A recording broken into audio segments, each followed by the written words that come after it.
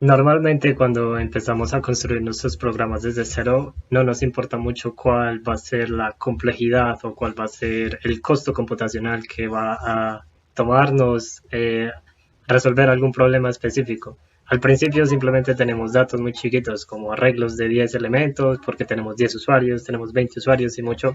Entonces no nos importa esto, solo nos importa que el programa funcione. Pero a medida que pasa el tiempo y nuestros sistemas empiezan a escalar, vemos que esto ya empieza a ser un gran problema. Por medio de una serie de videos voy a enseñar algunos trucos con los cuales vamos a ver que con trucos muy sencillos que si los conoces vas a ver que tus algoritmos pueden llegar a optimizarse mucho. La idea es que esto no es que utilices alguna librería en específico, no es una receta mágica, entonces no te voy a enseñar algo que te va a funcionar en el 100% de los casos, sino que por medio de conocer cómo funcionan los algoritmos, cómo podemos optimizarlos, conocer problemas muy generales y que podemos siempre resolver subtareas de problemas muy grandes de una manera eficiente, vamos a ver cómo estos problemas van optimizando nuestros algoritmos. Si te gusta la idea, entonces te invito a que te quedes, a que te veas todo el video, a que te suscribas por favor y que le des un me gusta y que eso me va a servir muchísimo. Sin más preámbulo, entonces comencemos. Para este primer video quiero enseñar el truco más sencillo que vas a poder encontrar. No hay un truco más sencillo, pero es un truco muy poderoso y es más que es un truco, es una manera de siempre que te encuentres con este problema, digas, esta es la mejor solución para este problema. Entonces para eso quiero empezar con este problema que es muy simple, pero vamos a empezar a construir ciertas bases y ciertos conceptos alrededor de esto. El primer problema básicamente lo defino como obtener todos los distintos de un arreglo.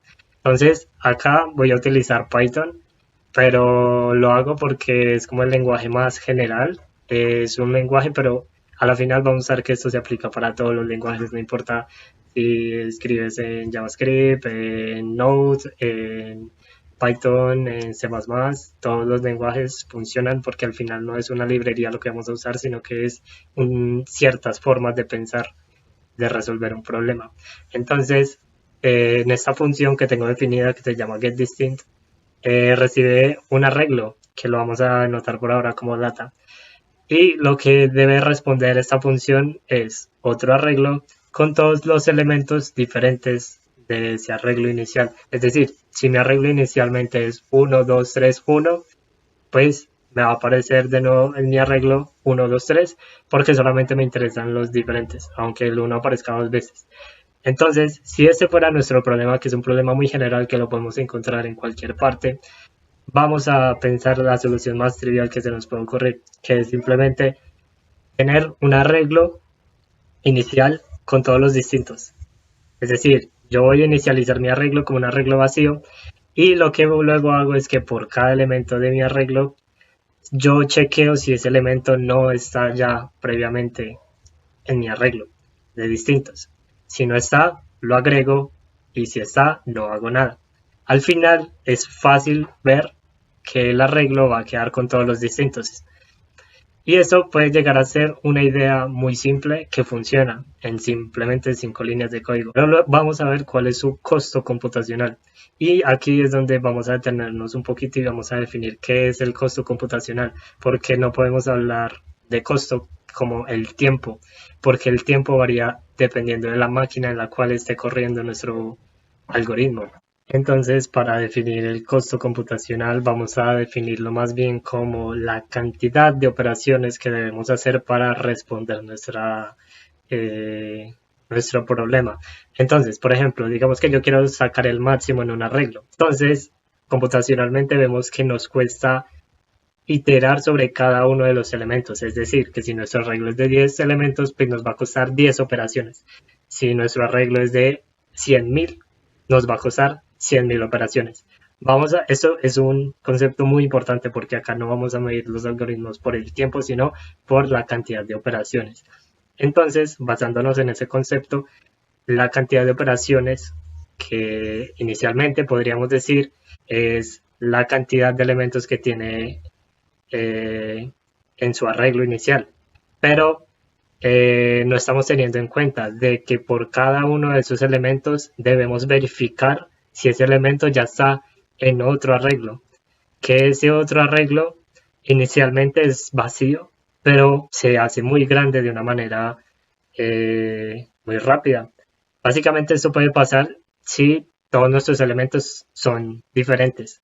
Es decir, el peor de los casos, siempre vamos a pensar en el peor de los casos, es que todos los elementos inicialmente sean diferentes, que la respuesta debería ser el mismo arreglo inicial.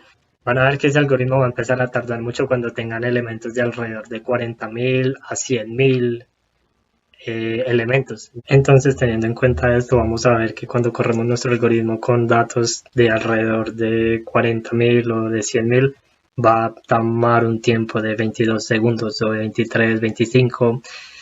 Y esto normalmente para un endpoint, por ejemplo, es muy malo, porque normalmente los endpoints tienen un timeout que puede ser entre 20 y 30 segundos, pero si nuestro algoritmo de solamente sacar todos los distintos nos está costando 22 segundos, solamente tenemos 8 segundos para poder hacer el resto de tareas, lo cual es muy malo, porque tenemos que consultar bases de datos, tenemos que hacer otras cosas, entonces siempre queremos que una subtarea no nos cueste tanto. Entonces aquí es donde viene el primer truco. Es muy simple, puede que ya sepas cuál es la solución, pero básicamente el truco es, siempre que tengas el problema de saber si un elemento ya fue visto o si ya fue tomado o si ya lo he iterado antes, siempre que queramos saber si algo ya está, vamos a utilizar un diccionario en Python. En otros lenguajes, pues básicamente lo mismo, pero en Python porque un diccionario es lo mejor. Básicamente es porque internamente estamos utilizando una estructura de datos más avanzada, que no la vemos, pero es más avanzada, llamada una hash table. Y una hash table lo que permite es que de manera muy rápida sepamos si un elemento está o no está. E incluso vamos a ver que eso se puede extender a otras cosas, porque yo puedo guardar elementos ahí, pero siempre vamos a ver que consultar un elemento es muy rápido. Si quieres saber por qué esto es tan rápido, si quieres saber la razón, déjamelo en los comentarios y podemos sacar un video para explicar cómo funcionan las hash tables. Si no, hay mucha documentación en internet, busca cómo funcionan. Básicamente son estructuras muy avanzadas que utilizan probabilidad y ciertos trucos de, por ejemplo, del hecho de que consultar un arreglo, la posición de un arreglo siempre es en una operación. Entonces, esta es como una breve introducción, pero si quieres te lo dejo o si quieren lo puedo explicar en otro video. Pero ese no es el alcance de este video. Y vamos a ver que solamente hice dos cambios, si te fijas. Si vemos el anterior y este es el actual.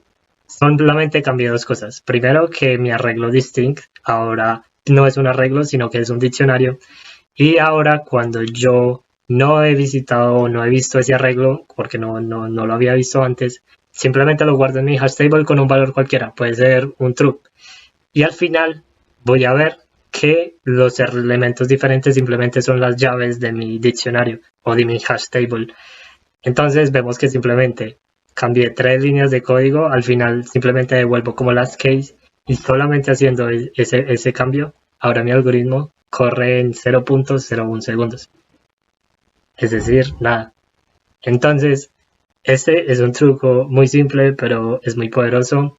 Quise traerlo porque me parece que es muy bueno para comenzar porque nos permite ver que computacionalmente es mucho más eficiente. Ahora vemos que este es más eficiente porque yo estoy iterando por cada elemento de mi arreglo, que lo hacía en la otra, pero ya no estoy por cada elemento para saber si está o no está, no estoy iterando de nuevo sobre otro arreglo, sino que estoy utilizando una estructura de datos mucho más avanzada que en muy pocas operaciones sabe si un elemento ya está o no está. En muy pocas operaciones.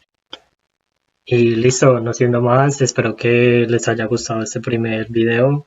Como les dije, es muy sencillo, pero la idea es empezar a construir conceptos. Ya sabemos cómo medir la complejidad de un algoritmo, sabemos cuáles son más o menos los límites para que un algoritmo corra en muy poco tiempo, en qué momento ya se podría como empezar a demorar demasiado.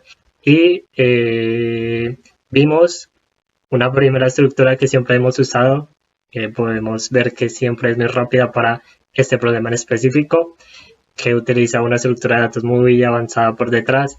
Y en el siguiente video sí quiero mostrarte un truco que también es muy bueno. Básicamente es, dado un arreglo muy grande, quiero saber cuáles son los X elementos consecutivos cuya suma es máxima. Ese problema puede ser muy común porque, por ejemplo, yo puedo tener una tienda y yo quiero saber ha sido mi mejor semana. Entonces, mi mejor semana básicamente son los 7 días consecutivos en los cuales yo he vendido más. Pero, ¿qué pasa si tengo muchísimos datos? ¿Qué pasa si yo quiero calcular eso? Vamos a ver que inicialmente ese problema nos puede costar muchísimo, pero con cambiar 3 líneas de código vamos a bajar nuestro algoritmo muchísimo. Entonces, si te gusta la idea, te espero en el siguiente video y nos vemos.